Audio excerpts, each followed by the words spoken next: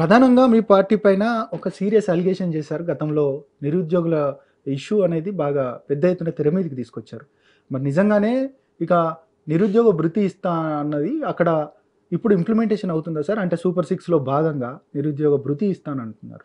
Implementation అవుతుందా లేదా ప్రభుత్వం చెప్పాలి. కానీ మీరు అన్న ప్రశ్నకి సమాధానం నేను చెప్తా. ఓకే.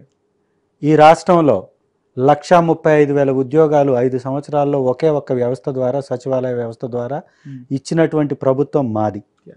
ఉద్యోగాలు ఇచ్చినట్ట ఇవ్వనట్ట? 55,000 ఉద్యోగస్తుల్ని ఆర్టీసీలో నుంచి గవర్నమెంట్లోకి కలిపి వాళ్ళని ప్రభుత్వ ఉద్యోగులుగా వారికి భద్రత కల్పించినటువంటి ప్రభుత్వం మాది. 60,000 పైచిలకు ఖాళీలు ఉన్నటువంటి వైద్య రంగంలో ఆ ఖాళీలని పూరించి చిన్న స్థాయి నుంచి సూపర్ స్పెషాలిటీ డాక్టర్ దాకా ప్రతి ఒక్కరిని నియమించి గ్రామాలలోని చిన్న చిన్న విలేజ్ క్లినిక్స్లోకి వాళ్ళని తీసుకెళ్ళి ప్రజలకి సేవ అందించినటువంటి ప్రభుత్వం మాది.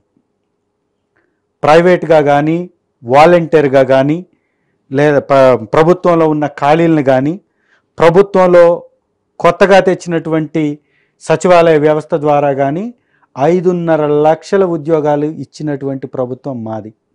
గవర్నమెంట్ ఉద్యోగాలు పోలీస్ శాఖలో 7,000 ఇచ్చాం, న్యాయశాఖలో 7,000 ఇచ్చాం దాదాపుగా. సో ఇవన్నీ నియామకాలు కాదా? చంద్రబాబు నాయుడు గారి సమయంలో 2014 నుంచి 19 వరకు ఇచ్చింది కేవలం 35,000 ఉద్యోగాలు అయితే మేము 2 లక్షల ఉద్యోగాలు ఇచ్చాం. ఉద్యోగాలు ఇవ్వలేదని ఎలా అంటారు? పెంపుడు మీడియా వ్యవస్థల ద్వారా తప్పుడు ప్రచారం చేసి విషపు వర్షాన్ని ప్రజలపై కురిపించి ఆ వర్షపు నీటిలో వారిని తడిపివేసి అధికారాన్ని దక్కించుకుంది తెలుగుదేశం పార్టీ. ఇవాళ వారు చిమ్మినటువంటి విషపు వాయువులు వారినే కమ్మివేసేటటువంటి ప్రయత్నం చేస్తున్నాయి. వారు ఏ వ్యవస్థల మీద అయితే విషం కక్కారో ఆ వ్యవస్థల్ని ఖచ్చితంగా అదే విధానంలో కొనసాగించాలని కేంద్రం మొట్టికాయలు వేస్తుంది ఈ ప్రభుత్వాన్ని. ల్యాండ్ టైటిలింగ్ యాక్ట్ మేము తీసుకొచ్చాం. ఇదే వేదికగా నేను 4-5 ఇంటర్వ్యూస్లో చెప్పాను. ది బెస్ట్ రీఫార్మ్ అది. ఒక సాధారణమైనటువంటి ఒక దళిత కుటుంబం దగ్గర ఉన్నటువంటి భూమికి చట్టం భద్రత కల్పించటం, ఒక బీసీ దగ్గర ఉన్నటువంటి భూమికి చట్టం భద్రత కల్పించటం, చట్టబద్ధత కల్పించి దాన్ని ఇన్షూర్ చేయడం, దాన్ని జియో ట్యాగింగ్ చేయడం. ఇది చేయడం వలన దళారులు దాన్ని కబ్జా చేసే ఛాన్సెస్ తగ్గిపోతాయి. ఈ దేశంలో ఉన్నటువంటి అత్యధికమైనటువంటి కోర్టు కేసెస్ ల్యాండ్కి సంబంధించినటువంటి కేసెస్. ఈ కేసెస్ అన్నిటినీ అత్యంత భద్రతగా ఉండడానికి మేము ఆ చట్టం తీసుకొచ్చాం అనేది మీరు చెప్తా ఉన్నారు. కానీ ప్రధానంగా మీ ఓటమిలో ఒక భాగమైంది ఏంటంటే ఇదే చట్టాన్ని, ల్యాండ్ ఈ చట్టానికి సంబంధించి ప్రధానంగా మీ ఓటమికి ప్రధాన కారణమే అదేనేది పెద్ద ఎత్తున చర్చకు వచ్చింది ప్రజల మధ్యలో. అసలు టీడీపీకి సంబంధించిన వారు ఖచ్చితంగా మీ ల్యాండ్కి సంబంధించిన కాగితాలన్నీ తీసేసుకొని వాటికి సంబంధించి ప్రధానంగా అక్కడి నుండి లోన్లు తీసుకొచ్చి ప్రభుత్వం దగ్గరే పెట్టేసుకునే పరిస్థితి ఉంది అనేది పెద్ద ఎత్తున ఆరోపణలు, విమర్శలు చేయడం వల్లే ప్రజలలో ఒక భయాందోళన వచ్చింది. దానికి సంబంధించి మీకు ఆ ఓటమిలో ఇది క్రియాశీలకంగా ఉన్న పరిస్థితి కనపడుతుంది. దాన్ని మీరు ఏమంటారు అసలు? దీనిలో కొంత వాస్తవం ఉంది. వైఎస్ఆర్ కాంగ్రెస్ పార్టీ మీద విషం కక్కే దానిలో కొనసాగింపుగా ఇలాంటి తప్పుడు ప్రచారాన్ని పెద్ద ఎత్తున తెలుగుదేశం పార్టీ చేసింది. ఏకంగా ఓటర్కి కాల్స్ చేసి ఓటర్కి కూడా ఈ విధంగా ల్యాండ్ టైటిలింగ్ యాక్ట్ ద్వారా ప్రభుత్వం మీ ఆస్తుల్ని కబ్జా చేయబోతుందని ఒక భయాన్ని వారు ఏర్పాటు చేసింది వాస్తవం.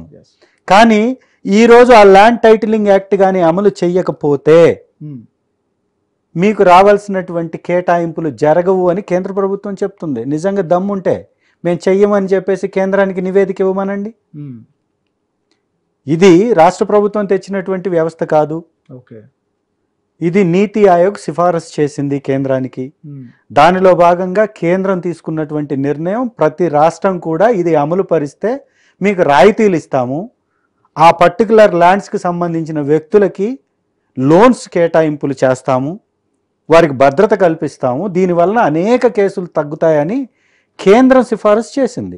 దానిలో ఒక బెస్ట్ విధానాన్ని ఈ యొక్క రాష్ట్రం ఏపీ రాష్ట్రం మా ప్రభుత్వం తీసుకుంది.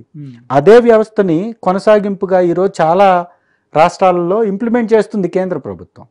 అంటే మేము మంచి చేసినట్ట చెడు చేసినట్ట? మేము తీసుకొచ్చినటువంటి వ్యవస్థని మంచి చేసి కూడా ప్రజలకు చెప్పుకోలేని పరిస్థితిలో ఎలా సాధ్యపడుతుంది చెప్పడానికి?